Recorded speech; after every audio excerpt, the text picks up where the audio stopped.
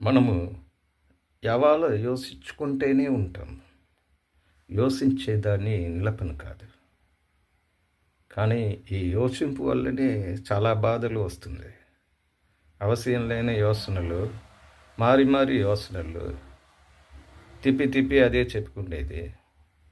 ఎవరిని కూడా ఉంటే వాళ్ళు కూడా అవసరం లేని యోసనల్ని చెప్పి జగడాలు పెట్టుకునేది. ఇలాగనే లైఫ్ పోతుంటూనే ఉంటుంది.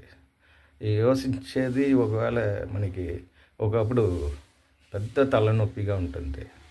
దాన్ని నిలపాలని మనం ప్రయాసపడితే ఎలా నిలిపేది? నిలపనే కాదు.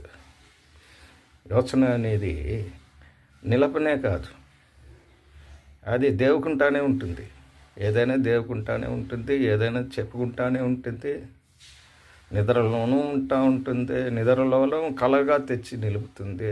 ఇలాగా యోసనని నిలపనే కాదు, ప్రాణం ఉండే వరకు యోసన వస్తూనే ఉంటుంది. దానివల్ల బాధదా ఏం చేసేది?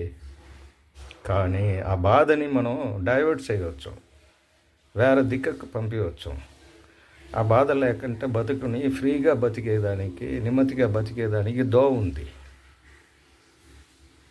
ఆ దేవుకుంటా ఉండే బుద్ధిని మనం దేవుడిని దేవుకుండే మారి చేసుకోవాలి. దేవుడిని దేవుకుండే మారి చేసుకోవాలి. దేవుడిని ఎలా దేవేది, దేవుడు ఎందుకు అవసరమో అనేది దేవుడిని దేవుకుండేప్పుడు మనకి తెలుస్తుంది. అలాగనే ఈ బుద్ధిని, యోసనని, ఈ మనసుని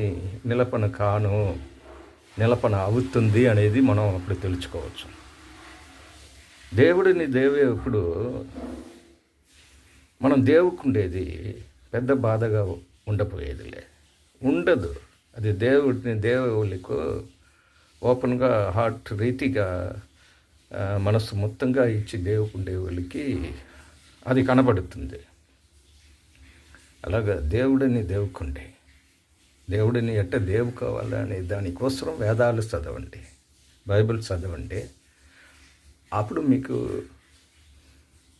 ఎల్లకాలం దేవుకుంటా ఉండే నిలపనవున ఈ బుద్ధి, ఈ మైండ్, యోసన అన్నీ బాధగా అక్కడ కనపడదు. దానికే మనము దేవుడిని దేవుకుంటామనేది తెలుసుకోండి.